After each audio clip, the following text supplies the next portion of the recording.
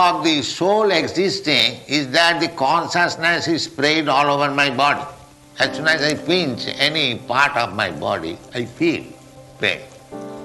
Therefore, understand the soul is there. Just like a man who is going to die, the doctor is examining. He sees the pulse, he sees the heart, yes, it is beating. That is a sign that still the man is living. Similarly, the soul is there. The proof is that I can feel pains and pleasure on my body. That is explained in this verse. Matra sparsas konti. Actually, the body in touch with the consciousness feeling pains and pleasure. Otherwise, body, what is this body? It is a lump of matter. It is a lump of matter. Earth, water, fire, air, material combination of matter.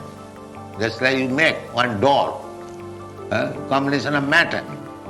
Earth, water, fire, or no fire.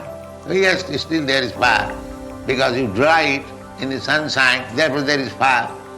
Earth, water, fire, and there is air, there is sky, but there is no soul. That is the difference. You can prepare a doll with earth, water, air, fire, all these things, material elements, but you cannot give the soul. That is not possible.